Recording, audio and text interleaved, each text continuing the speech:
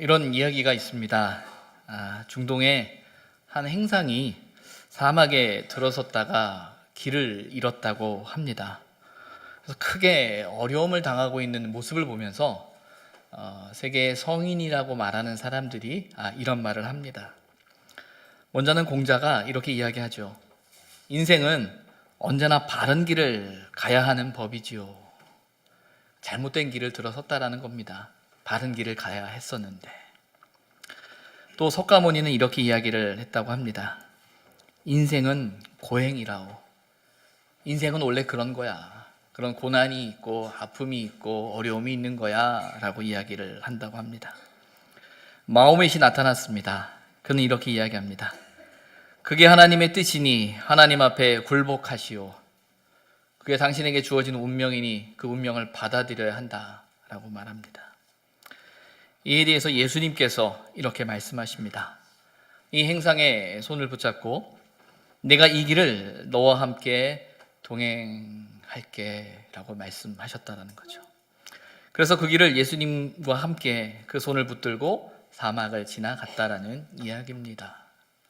어떤 분이 이 이야기를 만들었을까라는 생각을 해봅니다. 그러나 그들의 짧은 한마디 한마디 속에 의미가 담겨져 있죠. 특별히 예수님께서 그 행상의 손을 붙들고 이 사막의 길을 건넜다라는 설명 속에는 그것이 바로 우리가 가지고 있는 기독교, 우리 믿음이지 않을까라는 생각을 해보게 됩니다. 부활의 사건은 단지 한순간의 사건이 아닙니다. 부활의 사건은 그 사건을 통해 우리와 늘 함께 하시길 원하시는, 우리의 삶 속에 동행하길 원하시는 하나님의 사랑의 증거입니다. 그래서 저와 여러분은 오늘 부활의 삶을 살아가는 사람들이죠. 하나님은 우리와 함께 하십니다. 중요한 것은 우리가 그 사실을 믿는 겁니다. 그 사실을 신뢰하는 겁니다. 그 사실을 의지하는 것이죠. 그래서 어떤 상황 속에서도 어떤 형편 속에서도 우리와 함께하길 원하시는 그 하나님을 향한 믿음을 가지고 그분을 바라보며 살아가는 삶이 우리의 삶이어야 합니다. 우리가 그렇게 하나님을 바라볼 수 있는 이유가 무엇입니까? 그것은 하나님께서 우리에게 말씀하신 그 말씀을, 그 언약을 반드시 이루시는 분이라는 것이죠. 우리의 걸음을 통하여, 우리와 함께 하심을 통하여 하나님의 뜻을 이루어 가시는 그 하나님을 저와 여러분은 믿는 것입니다. 그래서 우리는 하나님과 함께 하는 것이지요. 창세기 45장에서 형들에게 자신이 요셉이라는 사실을 밝히고 있는 모습을 발견합니다. 그리고 요셉의 고백 속에서 이 모든 일이 하나님의 일입니다 라는 요셉의 고백을 확인하게 되죠. 그리고 요셉은 이제 형들에게 이제 야곱 아버지를 모셔오기를, 속히 모셔오기를 부탁을 하고 있습니다. 그래서 45장 9절에 보면 당신들은 속히 아버지께 올라가서 이 모든 사실을 전해달라고 이야기를 합니다. 그러면서 45장 11절에 요셉이 이렇게 말하죠. 아버지와 아버지의 가족과 아버지에게 속한 모든 사람에게 부족함이 없도록 하겠나이다.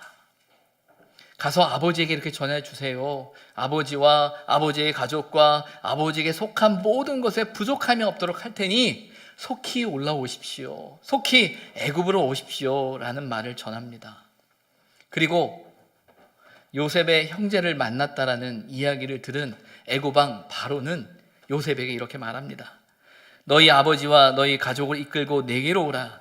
내가 너희에게 애굽에 좋은 땅을 줄 것이니 너희가 나라의 기름진 것을 먹을 것이다. 애굽의 총리로 애쓰고 있는 요셉의 형제들이 나타났다는, 가족이 나타났다는 이야기를 들은 애굽왕 바로는 당장 애굽으로 모셔라. 우리가 가장 좋은 곳으로 대접할 것이고 그들을 책임질 테니까 아무 걱정하지 말고 데려오라라는 이야기입니다. 야곱과 그의 가족은 애굽의 총리가 된 요셉의 초청뿐만 아니라 애굽의 왕인 바로의 초대와 후원을 받고 있는 것입니다. 이제 아무 걱정 없이 애굽 땅으로 들어오기만 하면 되는 상황이에요. 야곱에게 있어서 하루아침에 모든 상황이 바뀐 것입니다. 20년 동안 죽은 줄만 알았던 그 아들이 살아있는 것만으로도 감사한 일인데, 그 아들이 저 애굽 땅의 총리가 되어 저런 권세를 가지고 있고 우리의 인생을, 자신의 인생을 책임질 수 있겠다라는 그 고백을 하고 있는 모습, 성공한 아들을 생각한다라는 그 마음은 무척이나 기뻤을 겁니다. 이제 정말 아무 걱정 없이 가서 함께 살 수 있겠다라는 그 인간적인 기대가 그의 마음에 있었을 거예요. 무엇보다 기근이라는 상황을 보내고 있잖아요. 이제 어떻게 살아야 되나? 언제까지 우리가 곡식을 사서 살 수 있을까? 이제 그 곡식 살 돈마저 떨어지면 어떻게 될까라는 걱정과 염려가 있는 상황인데, 한순간에 이 모든 상황이 바뀌게 됩니다. 야곱은 요셉이 보낸 수레를 타고 이제 애굽으로 향하고 있죠. 오늘 본문은 애굽으로 향하는 그 길에선 야곱의 모습을 발견하게 됩니다. 오늘 우리가 읽은 본문 1절을 보면 이스라엘이, 야곱이죠, 이스라엘이 모든 소유를 이끌고 떠나 브엘세바에 이르러 그의 아버지 이삭의 하나님께 희생 제사를 드리니 라고 말합니다. 요셉의 이야기를 듣고 야곱이 모든 것을 소유를 이끌고 떠났다라고 이야기합니다. 그래서 브엘세바라는 곳에 이르렀다라고 되어져 있어요. 야곱이 어디에서 출발했을까요? 오늘 본문에는 브엘세바에 이르렀다라는 말로만 되어 있는데, 그가 어디에서 출발했느냐라는 거죠. 성경을 찾아보면 창세기 37장 1절에 야곱이 그의 아버지가 거류하던 땅에 거주하였다라는 표현이 나옵니다. 그의 아버지가 거류하던 땅이라는 곳은 창세기 35장 27절을 보게 되면 이삭이 거류하던 헤브론이라고 되어져 있어요. 그래서 아마 야곱이 출발한 곳은 헤브론이다라고 생각할 수 있습니다. 그 헤브론에서 출발해서 어디에 머물렀다고요? 브엘세바에 머물렀다. 헤브론에서부터 브엘세바까지의 거리는 약 한 40km 정도의 거리라고 합니다. 사람이 1시간에 한 4km 정도 걷는다라고 생각하면 한 10시간 정도의 거리가 될 것 같아요. 하루길이 될 수도 있고요, 또 자신의 가족과 소유와 모든 것을 끌고 가기 때문에 한 이틀 정도의 시간이 될지도 모르겠습니다. 근데 중요한 건 그 요셉의 이야기를 듣자마자 기쁜 마음에 그 땅 헤브론은 출발했는데 그가 브엘세바에 머물러 선 것이죠. 이 브엘세바를 이야기할 때는요, 성경에 보게 되면 이런 표현이 나와요. 단과 브엘세바까지. 이 말은 가나안 땅 전체의 범위를 이야기할 때 상징적으로 표현하는 겁니다. 이 브엘세바는 이 가나안 땅의 최남단 도시로 사람이 살아갈 수 있는 마지막 도시라는 의미를 가지고 있어요. 경계의 선거죠. 끝자락이라는 거예요. 그리고 성경을 보다 보면 아브람, 그 자신의 할아버지 아브람, 그리고 또 아버지 이삭의 인생 속에서 이 브엘세바라는 곳은 그가 어려움을 당하고 힘든 상황 가운데 하나님의 도우심으로 또 하나님의 붙드심의 역사가 일어났던 자리가 브엘세바입니다. 어떤 면에서는 그들의 삶의 경계예요. 어떤 어려움의 경계 가운데 있는 것이죠. 아브라함에게 있어서나 그리고 이삭에게 있어서 브엘세바는 방황과 갈등의 경계고 끝자락이다라고 말할 수 있어요. 가장 어려운 순간이에요. 이 순간을 어떻게 벗어나느냐라는 그 경계에 있다라는 것이죠. 그래서 야곱이 브엘세바에 이르렀다라는 것은 단지 애굽으로 가던 길 중에 어떤 도시 중에 하나인 브엘세바라는 것이 아니라 자신이 걸어가는 애굽으로 향하는 그 걸음 속에서 그의 고민, 그의 갈등, 그가 지금 어떤 생각을 가지고 있는지가 이 브엘세바라는 곳에 묻어나 있는 것입니다. 이제 이곳을 넘어서게 되면 가나안 땅에서 애굽 땅으로 들어가게 되는 거죠.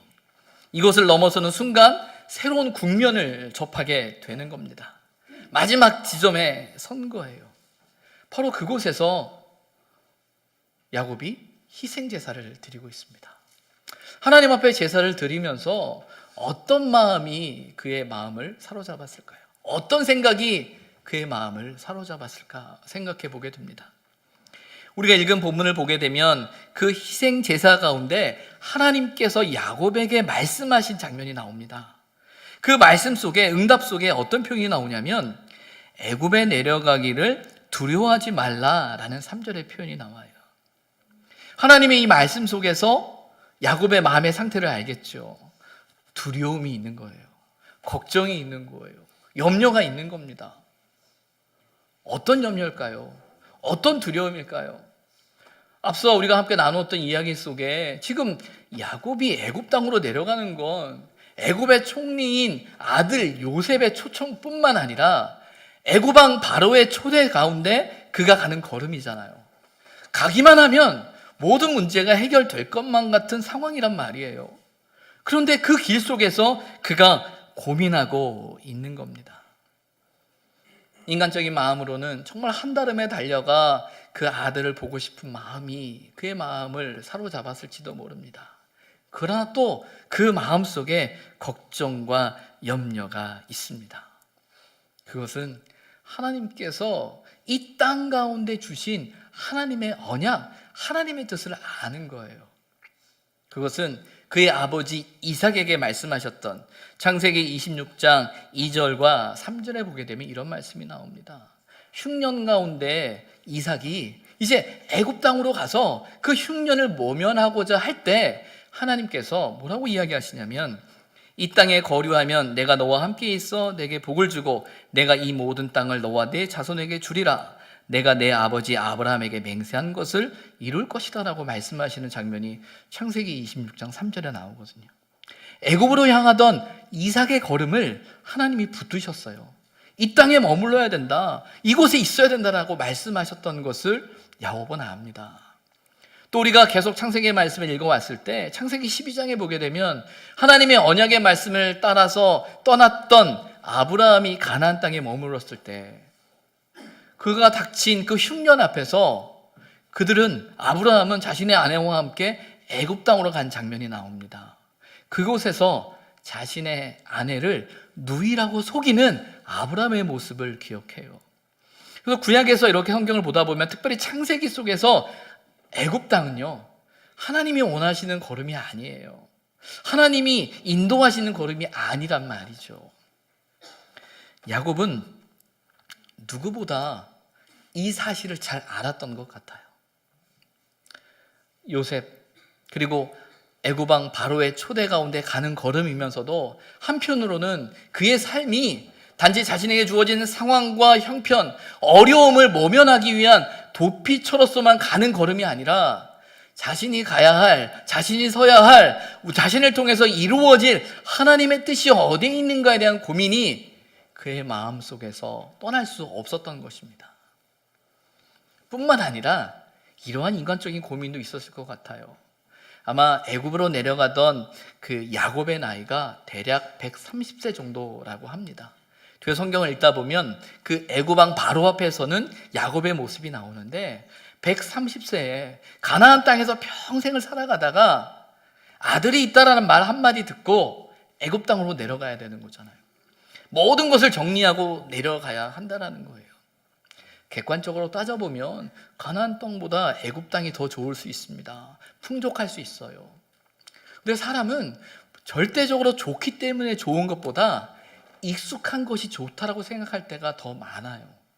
내가 만나는 사람들, 내가 살아가는 공간, 내가 지금까지 했던 관계들이 어떤 면에서는 보이지 않는 더 편안함으로, 익숙함으로 내게 있거든요. 근데 야곱은 이 모든 것을 내려놓고 가야 하는 거죠. 그럴 때 그가 가지는 마음의 두려움이 있지 않겠습니까? 걱정이 있지 않겠습니까? 염려가 있는 거죠. 하나님의 약속을 지켜야 된다라는, 하나님의 언약이 이곳에 있다라는 것을 내가 분명히 아는데 하나님이 왜 우리를 이곳으로 인도하실까라는 질문이 그에게 있었을 겁니다. 또 한편으로는 자신의 상황과 형편 앞에서 어떤 것이 더 좋은가라는 그 계산이 그의 마음속에 있어요.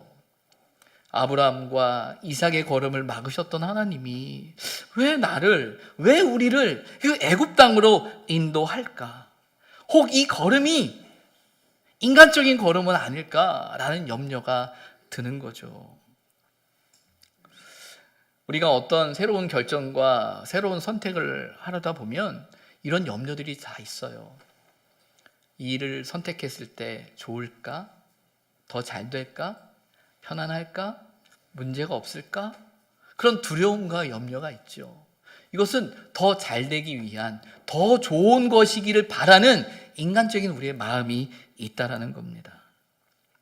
그런 염려 가운데, 그런 고민 가운데 하나님 앞에 희생 제사를 드리고 있는 야곱에게 오늘 본문 3절과 4절은 하나님의 음성으로, 말씀으로 그에게 들려집니다. 여러분, 우리가 3절 4절 함께 읽도록 하겠습니다. 하나님이 이르시되 나는 하나님이라 내 아버지의 하나님이니 애굽으로 내려가기를 두려워하지 말라. 내가 거기서 너로 큰 민족을 이루게 하리라. 내가 너와 함께 애굽으로 내려가겠고 반드시 너를 인도하여 다시 올라올 것이며 요셉이 그의 손으로 내 눈을 감기리라 하셨더라. 아멘. 그 두려움 가운데 있는, 그 염려 가운데 있는, 그 걱정 가운데 있는 야곱에게 들려진 하나님의 말씀이 무엇입니까? 어떤 면에서는 야곱에게 걱정하지 마.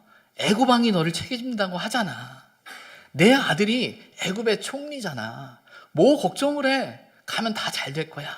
라는 말이 어떤 면에서는 야곱을 더 위로할지도 모르겠어요. 그런데 여러분, 성경을 보다 보면요, 하나님께서 말씀하시는, 하나님께서 당신의 백성을 인도하시는 그 말씀 속에는 우리가 원하는 대답이 없는 것처럼 보여요. 우리가 걱정하는 그 문제를 하나님이 고민하지 않는 것처럼 보여요. 오늘 본문에도 그런 염려와 걱정 가운데 있는 야곱에게 하시는 하나님의 말씀은 뭐냐면 내가 하나님이야 라고 말씀하시는 거예요. 내가 전능자야. 내가 다 알아 라고 말씀하고 계시는 거예요. 그러면서 애굽으로 내려가기를 두려워하지 말라. 내가 너로 큰 민족을 이룰 거야. 반드시 너를 인도하여 다시 올라오게 할 것이고 내 아들 요셉을 통해서 내 눈을 감기게 할 거야 라고 말씀하고 계시죠. 어떤 면에서는 이 말씀이 야곱에게 위로가 될 수도 있고 기대가 될 수도 있어요. 그런데 정말 중요한 말씀, 이 모든 말씀 속에서 이 일이 야곱의 일이 아니라 하나님의 일이라고 말씀하시는 내용이 있어요. 그게 뭡니까? 내가 너와 함께 할 거라는 거예요. 내가 애굽으로 내려가는데 너 혼자 내려가는 게 아니야. 내가 너와 함께 애굽으로 내려가겠다라고 말씀하고 계시는 거죠. 여러분, 우리의 믿음이 뭘까요? 저와 여러분이 가지고 있는 믿음이 무엇입니까? 여러분의 어떤 선택과 결정 앞에 놓여져 있어서 어떤 선택을 해야 더 좋은 결과가 나올까라고 고민하고 계실 때 분명한 건 우리는 내일 일을 모릅니다. 내일 일에 대한 확신을 어떻게 가질 수 있을까요? 그나마 확신할 수 있는 가능성은 뭐냐면 저와 여러분의 경험이겠죠. 우리가 이렇게 살아왔었고 살아왔던 삶의 자리 속에서 사람들의 이야기와 경험이 내일 알 수도 없는 그 날에 대한 어떤 선택을 할 수 있는 근거가 될 때가 참 많이 있습니다. 그런데 여러분, 우리가 알잖아요. 우리는 한 치 앞도 모르는 사람들이라는 거. 그렇게 걱정할 수밖에 없고 염려할 수밖에 없고 두려울 수밖에 없는, 오늘 하나님께서 야곱에게 말씀하시는 그 말씀 속에 내가 너로 큰 민족을 이루겠다라고 말씀하시지만 어떻게요? 라고라는 그 질문이 우리가 던져질 때 사실은 우리는 모릅니다. 근데 하나님이 말씀하시는 건 뭐냐면 어떻게가 아니고요, 내가 너와 함께라고 말씀하고 계시는 거예요. 우리의 믿음은 거기에 있는 겁니다. 우리는 하나님 앞에 이렇게 묻죠. 하나님 어떻게 하실 건데요? 그 다음은 뭔데요? 내가 주어진 상황이 이런 상황인데 하나님이 어떻게 풀어내실 건데요? 누구를 통해서 하실 건데요? 돈은 얼마나 필요하고 어떤 사람이 필요하고 어떤 정책이 필요하고 어떤 결정이 필요한데 어떻게 하실 건데요? 라는 질문이 우리에게 있어요. 또 그런 것들이 보일 때 우리는 더 확신 가운데 있을지도 모르겠어요. 그러나 중요한 건 하나님은 내가 너와 함께 할 거야 라고 말씀하고 계신다는 거예요. 우리의 믿음의 방점이 어디에 있어야 하느냐라는 것이겠지요. 사람이 마음으로 그의 길을 계획할지라도 그의 걸음을 인도하시는 이는 여호와시다라고 말씀합니다. 우리의 삶 속에 많은 계획, 또 소망하는 것, 바라는 것이 있지만 그 걸음을 인도하시는 것, 그 걸음을 지키시는 것, 그 걸음과 함께 하시는 분은 하나님이라는 겁니다. 내 계획이 아니라는 것이겠죠. 내 뜻이 아니라는 거겠지요. 내 염려와 내 기대와 내 방법이 아니라 그 상황 속에 함께 하시는 하나님이 그 일을 이루어 가시겠다라고 말씀하는 것입니다. 그 과정이 어떻게 되는지 알 수 없습니다. 그러나 분명한 건 하나님께서 내가 하나님이다. 내가 책임지겠다. 내가 너와 함께 하겠다라고 말씀하고 계신다라는 겁니다. 이 말씀을 들은 야곱은 힘을 얻습니다. 위로를 받습니다. 그래서 이어지는 5절에서 7절의 말씀을 보게 되면 요셉이 보낸 그 수레를 타고 애굽으로 향하고 있는 야곱과 그의 가족들의 모습을 발견하게 되지요. 하나님이 함께 하신다라는 그 믿음을 가지고 나아가고 있는 것입니다. 여러분, 저와 여러분의 삶 속에서 하나님께서 우리와 동행하고 계신다는 사실을 믿으십니까? 하나님의 함께 하심을 여러분 믿으시냐라는 거죠. 하나님과 동행하는 것, 하나님과 함께 한다는 것이 어떤 것일까요? 에이든 윌슨 토저 목사님이 세상과 충돌하라라는 책에서 두 사람이 동행하기 위한 조건을 이렇게 설명하고 있어요. 먼저는 가는 방향에 대한 합의가 필요하고요.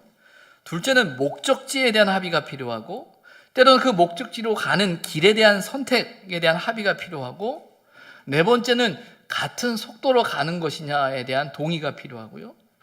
마지막이 뭐냐면 서로 동행할 의사가 있는지 확인해야 한다는 거예요. 뭐가 제일 중요할까요? 목적지, 방향, 길, 속도. 동행에서 뭐가 제일 중요할까요? 맨 마지막일 겁니다. 동행할 의지가 있느냐라는 거예요. 함께 하다 보면 방향도 목적지도 속도도 길에 대한 선택도 달라질 수 있어요. 이것 때문에 고민할 수 있고 의견 차이가 생길 수 있습니다. 그런데 여러분, 그 의견 차이를 모을 수 있는 방법이 뭘까요?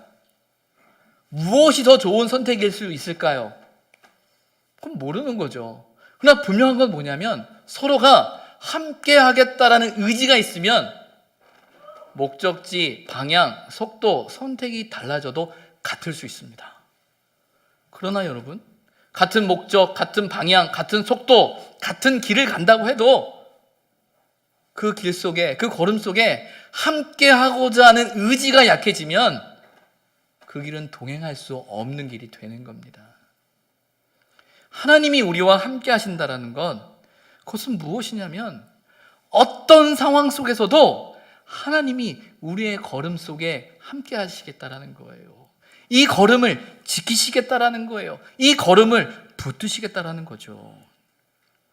우리는 늘 언제나 모르는 길을 떠나거나 새로운 선택을 할 때 더 잘 되어야 한다는, 형통해야 한다라는, 편안해야 한다라는 부담이 우리에게 있습니다. 누가 고통을 좋아하겠어요? 누가 어려움을 좋아하겠어요? 어떤 선택을 했는데 어려운 일이에요. 얼마나 후회하겠습니까? 그래서 더 신중해지겠죠. 더 고민하겠죠. 그러다 보니 두려운 거예요. 그러다 보니 염려가 되는 거예요. 어떻게 해야 하지? 어떻게 하는 것이 맞지? 그 걸음을 편안하게 할 수 있는 방법이 뭘까요? 무엇이 우리가 좀 더 확신을 가지고 그 길을 떠날 수 있을까요? 그것은 우리가 기대하는 대로 되어진다라는 확신보다 그 걸음에 하나님이 함께 하신다라는 믿음이 더 필요하다라는 거죠. 그래서 여러분, 동행이라는 것은 바로 누구와 함께 하느냐에 뿐만 아니라 결국 동행은 신뢰의 문제라는 겁니다. 서로 믿는 사람과 함께 할 때는 어려운 길도 행복할 수 있습니다. 힘든 길도 그 사람이랑 함께 가면 좋아 라는 게 우리의 마음이에요. 그런데 아무리 좋은 길도 신뢰할 수 없는 상황이면 불안할 수밖에 없고 불편할 수밖에 없는 것이죠. 그래서 여러분, 동행의 핵심은요, 형통이 아니고요, 신뢰입니다. 내가 동행한다라는 것은 믿는다라는 거예요. 그런데 형통에 목적을 두게 되면 그때부터 문제가 생길 수 있는 거죠. 형통이 목적이 되면요, 형통할 수 있는 방법을 찾기 위해 인간적인 선택을 할 수밖에 없습니다. 그러나 신뢰가 목적이 되면요, 하나님을 향한 그 믿음이 목적이 되면 그분의 뜻이 무엇인지 고민하게 되고요, 그분과 동행하는데 관심을 두게 된다는 거예요. 믿음의 문제는 내가 잘 되는 것에 있지 않습니다. 믿음의 문제는요, 하나님의 뜻을 따르는 데 있다라는 거예요. 그리고 무엇보다 그 믿음은 하나님이 우리와 함께 하신다라는 그 고백으로 연결되어져야 한다라는 겁니다. 동행은 원하는 결과를 얻기 위한 걸음이 아니고요, 동행은 하나님이 우리와 함께 하신다라는 믿음 속에서 함께 걸어가는 길이어야 한다라는 겁니다. 그게 우리의 신앙생활이 되어야 하는 거죠. 우리가 기대하고 우리가 원하고 우리가 소망하는 그 뜻을 이루기 위해 믿음을 갖고 있다면 그 믿음 때문에 우리는 넘어집니다. 내가 하나님을 믿었는데, 내가 하나님을 의지했는데 왜 하나님 나에게 이런 일이 있습니까? 라고 반문할 수밖에 없어요. 그것은 내가 원하는 형통의 모습이 있었기 때문에, 내가 기대하는 그것이 있었기 때문이에요.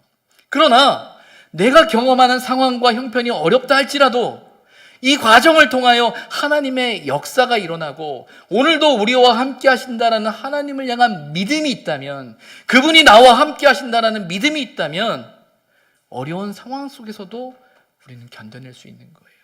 기대할 수 있는 거예요. 소망을 가질 수 있다라는 것이죠. 우리는 어떻습니까? 여러분은 어떻습니까? 어떤 믿음으로 살아가고 계십니까? 하나님이 동행하심을, 하나님이 함께 하심을, 하나님이 내가 너와 함께 하겠다라고 하시는 이 말씀이 오늘 나에게 주시는 말씀으로 들려지십니까? 오늘은 바자회가 있는 날이고요, 또 오늘은 어린이 주일 행사를 함께 하는 날이기도 합니다. 원래 연간 계획에는 이제 날짜가 다르게 있었었는데 다음 주 어린이 주일을 맞이하면서 어린이 주일 행사를 함께 하려고 하다가 연휴인 관계로 혹 어려움이 있지 않을까라는 생각 때문에 오늘 함께 하게 되었죠. 어떤 면에서는 목적이, 대상이 서로 다릅니다. 어린이 주일 행사를 통해서는 우리 교회 학교가 우리 아이들을 잘 섬기고 돌보고 그들을 잘 기쁘게 하는 날로 우리는 생각하고 있고요, 또 바자회는 우리 수익을 통해서 어려운 이웃을 돕고자 하는 그런 목적을 가지고 있지요. 어찌 보면 대상이 다르고 목적이 다른 것처럼 보여요. 그래서 이 목적과 대상이 다른 것 때문에 그 목적에만 집중하다 보면 서로 상충될 수밖에 없을지도 모르겠어요. 그러나 여러분, 우리가 의선교회라는 신앙의 공동체라는 커다란 눈 속에서, 그 관점에서 이 모든 상황을 볼 때 이 서로 다른 목적을 묶을 수 있는 방법이 있습니다. 그것은 함께라는 거예요. 함께하는 즐거움을 누릴 때 그 의미를, 그 가치를 놓지 않을 수 있다는 겁니다. 오늘 바자회 준비를 하면서 많은 교우들께서 나오셔서 옛들에 설치하는 일도 하시고, 또 주방에서 김밥 재료도 다듬고 음식도 다듬고 또 이제 포장도 하면서 이게 분주하게 많이 모셔서 일을 하셨어요. 저도 이렇게 돌아보다가 제가 할 만한 게 따로 없어가지고 그 부엌 구석에 앉아가지고 불판을 닦았거든요. 불판을 이렇게 닦고 있었는데, 불판을 닦다 보니까 주변 사람들이 왔다 갔다 하고 옆에서 하는 이야기가 다 듣는 거예요. 근데 불판을 닦고 있는 제가 이렇게 앉아서 닦고 있는데 그냥 그게 좋더라고요. 사람들의 모습이 왁자지껄하면서 서로 이야기하면서 서로 말하면서 이 소리 저 소리 속에서 분주하게 움직이는 그 발걸음 자체가 좋은 거예요. 어떤 면에서는 더 많은 수익을 내야 되고, 어떤 면에서는 우리가 기대하는 것, 우리가 목적하는 것, 우리가 목표하는 것, 그것이 이루어져야 잘 됐다 라는 생각을 가질지도 모르겠어요. 근데 더 중요한 건 뭐냐면 그 함께하는 즐거움을 누릴 수 있어야 되는 거죠. 그렇게 하다가 점심을 함께 먹게 됐는데 뭐 짜장면을 시켜 먹을까 고민하다가 또 바제회를 준비하고 있는데 그러지 맙시다 라고 해서 우리가 준비한 반찬을 사서 먹었어요. 반찬이 뭐가 나왔냐면은 곰치 장조림, 깻잎, 열무김치 3개를 먹었는데, 혹시 오늘 반찬을 사실 계획이 있으시면 이 3가지를 함께 사셔야 됩니다. 왜냐하면 먹어보니까 3개가 궁합이 잘 맞아요. 그래서 3개를 함께 사야 돼요. 그래서 정말 맛있다. 제가 전에는 이런 얘기하면 먹어보지도 않고 하는 말이어서 조금 마음에 양심에 찔림이 있었는데 이번에 제가 먹어봤어요. 확실히 맛있습니다. 그게 좋은 거예요. 그 자체가 좋은 거죠. 교회라는 공동체에서 우리가 함께 신앙생활을 하면서 바자회를 하고 어떤 행사들을 하고 많은 일을 할 때 그 행사의 목적이 있어요. 그리고 그 목적을 달성해야 잘 끝났다라는 생각을 할 수 있습니다. 그러나 여러분, 교회라는 공동체 안에서 우리가 놓치지 말아야 되는 것은 함께라는 그 사실을 놓치지 말아야 합니다. 무엇보다 하나님이 이곳에 함께 하신다라는 믿음을 갖는다면 우리가 기대하는 것, 우리가 생각하는 것, 우리가 목표하는 것이 이루어지지 않아도 하나님의 선하신 뜻 가운데 그 일들이 되어진다라는 믿음으로 같은 마음으로 바라본다면 거기에 기쁨이 있을 수 있는 거죠. 또한 오늘은 항존지 선거 3번째 날이기도 합니다. 저는 오늘이 오지 않기를 소망했어요. 2번으로 끝나지 않을까라는 생각도 했어요. 제가 우리 교회에서 항존지 선거를 처음 하면서 우리 교우들의, 우리 교회의 모습을 이렇게 바라보면서 제 마음에 참 많은 생각이 듭니다. 무엇보다 후보자들께 너무나 죄송한 마음이 제게 들었어요. 얼마나 힘들까. 세상에서는 후보로 나가가지고 명예를 얻기도 하고 힘들어도 고생한 다음에 어떤 결과에 따라서 뭔가가 다 있는 건데, 교회는 아니거든요. 봉사하겠다고, 헌신하겠다고, 순종하겠다라는 마음으로 선 자리인데 너무 힘들겠다라는 마음이 들고 죄송한 마음이 제게 드는 거예요.